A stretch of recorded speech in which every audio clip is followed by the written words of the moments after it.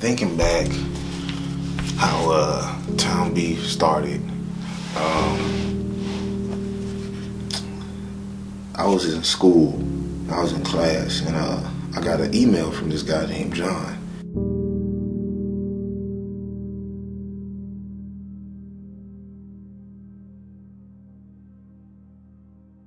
And it's an email from John, and I'm messaging him, and we're emailing back and forth in class and stuff like that. The class is boring, but still, you shouldn't be messaging in class. But I was messaging him in class, emailing him back and forth, and he was like, "Hey, I'm part of this league called Town Beef, and I'd like to talk to you about possibly joining." And I was astounded because I knew about Town Beef. I actually sent them messages before this even happened. They haven't got back to me. John ended up calling me. I gave him my number. He called me immediately. He was very persistent. And I was in class, phone went off and everything. And I messaged him back. I was like, "Oh man, I can't talk now. I'm in class." He was like, "All right, call me when you get out." Called him up, man.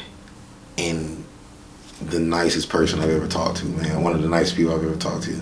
On the phone, just giving me the rundown of the league and seeing all of my footage and all of the videos that I put trying to promote my small league in Texas. He somehow ran into that through social media. And when he seen that, it caught his attention. And he was the co-commissioner of Town Beef. The leader was named Ryan, Mr. Ryan. They're both in New Jersey. And he shot the info to Ryan, and Ryan was like, "Yeah, man, put him on, man, make him official, make him part of Town Beef, Texas. I mean, a part of Town Beef." And when they did, man, they made us official, sent some papers over, and we signed them, and I was the head commissioner of Town Beef, Texas. And it was just an honor talking to John, because when I talked to him, he wasn't feeding me bull. It wasn't like he was trying to make profit off of what I was doing. He was trying to help me. He was trying to help me with my league and give it a name that's already noticed around the nation, and place it in Texas and try to recruit guys that way. And that was one of the best things that could have ever happened to the league. From there on, I was the commissioner of the league. I had some great days, I had bad days. It was tough playing, and it was also tough trying to be a commissioner at the same time. Later down the years, man, the league started getting bigger. And for you guys that don't know, Town Beef it's a 7-on-7 league with no pads, and it's tackle. And I know a lot of people might say it's crazy, and yeah, it is, but it's really fun. And that's basically the same thing that I was doing, but the rules are different. The field is kind of shortened, and the quarterback starts off with the ball, and it's just a lot of different rules, but it's football, So did that, trying to manage the league and try to play on the team, and it was just dysfunctional. A lot of players were still dropping in and out. The most committed team in the league was a team that wasn't even in Houston, which was Palestine, and they were out of town. They were in Palestine, and they used to drive halfway, and we would drive halfway to Madisonville, and Madisonville wasn't even halfway for them. That was like an hour and 45 minutes, close to 2-hour drive. Madisonville from Houston was only an hour, so they were putting in more mileage on their cars and more gas. And a lot of people used to shit on them, man. A lot of people used to say that, they complain too much and everything. And I sat back and realized, no, man, the people in Houston are the ones that's complaining a lot. I know these guys are out of town, but they want to play too. And we're making it available for them. But I feel them, man. If I'm driving 2 hours somewhere to play, goddamn, that's a lot of time. So they have every right to complain, especially when we don't have that much to drive as well. And seeing that when we did go out there, I drove a lot. And I went out there, I would have to say I went out to Palestine more than anybody. We actually ended up going to Palestine. I ran into some great teammates and some bad teammates. Had some friends join the league and They didn't want to be a part of it, man. It was like it was a lot of frustration, man, because I had my great friends and I wanted them to be a part of something that I was building. I didn't want credit for any of this shit. Everybody looked at me as being a leader, but I didn't want nobody to look up to me as a guide. I wanted to share this with everyone. This is Town Beef, Texas. Everyone is Town Beef, Texas. Reggie's not the leader here. We're all the leaders. And after that, it started breaking down. A lot of my friends started looking at me in a different way and was like, this isn't the Reggie that I've known for years. Call me when he gets back. And the big picture was I sat back and realized that the reason that a lot of people were disowning me and disowning the league was because things wasn't going the way that they wanted to. I'm not going to sit here and say that there wasn't any complainers. I was one of them. I'm not going to say that there wasn't any bitches in the league. I was one of them. I'm not going to say that there wasn't any frustrated people in the league. God knows I was one of them. It was a lot of things that went wrong in the league that I could have handled in a better way, and I tried to take the positive approach rather than the aggressive one. And later down the road, I did try to do the aggressive route.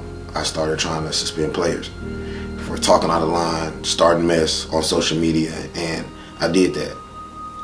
As soon as that happened, I got a lot of lag for it. I got a lot of comments. A lot of people were like, fuck Reggie. This dude's a bitch. He's soft. He's weak. He's gonna suspend our players for speaking our minds. And my thing was, this is what everybody wanted. They wanted the commissioner to take initiative. They wanted him to be strict. They wanted him to do this. They wanted him to stop being a laid-back, positive guy. They wanted him to be aggressive. And the minute that happens, I'll get battled for it. But I've noticed throughout this league, man, it's one of the biggest things that's ever happened to me in my life, good and bad. But one thing I have to say that really stood out that I've learned from being a part of this league is that you can't satisfy everybody. And sometimes you got to do what's best for you and what you think is best for the whole league in general and what's best for everybody. And that's what I tried to do, but it never worked out. If I would have to say, did I accomplish anything with Town Beef, Texas, I'm going to have to sit back and say no. It was a heartache. I lost a lot of money with the league. I lost a lot of friends with the league. I lost a lot of days with the league. I've got more stress with the league. Some days, man, and I told you guys earlier that suicide has always been on my mind. It was some days, man, I had a gun, and it'll be some days where I would just be massaging the gun around my face, slowly. And I would be thinking to myself, is this the day that I want to kill myself? Because people didn't realize that everybody has their own stories. Everybody has their own stories, I know it. But it's hard to manage a league, being a leader of a team, dealing with everybody's personal issues outside of football, taking comments from everybody, driving, being the main person, the main leader of the team that you're on, driving players from here to there, picking them up from practice, getting all of the footage, recording some of the games, begging people on my fucking hands and knees when I'm one of the most stubborn people on earth, everybody knows it, to film a game. And and being out there in the heat, just it's so much shit that piled on me and it drained me out. And I never came out and lashed and complained like I wanted to these people, because as Ryan and John were telling me, because they were mentoring me throughout this whole process, don't let them see you sweat. And it was a lot of days where the media came up to me. We finally got media and we got sponsors, and they started approaching me, not the sponsors but the media. And the media was bashing on me, man. They were like, oh man, Reggie, maybe you should let somebody else take over, or maybe you should have a partner. You seem too weak-minded. It was a lose-lose for me being a part of this league. And it was so many days where I went back and forth. I used to always quit and leave and then come back, and I used to hang up in people's faces, and just so much frustration. It really clouded my mind. And throughout that time, I was going back home every day after the league, and I would go home to my grandma and take care of her. And she was slowly dying. And to have that in my heart too, was painful, because you leave this league, this whole devastation that's about to blow up in your face, and then you go home to the person that you love and you're seeing they're slowly leaving. But the thing that I cherish most about that is on our final days together, my grandma and I, she was telling me that she loved me.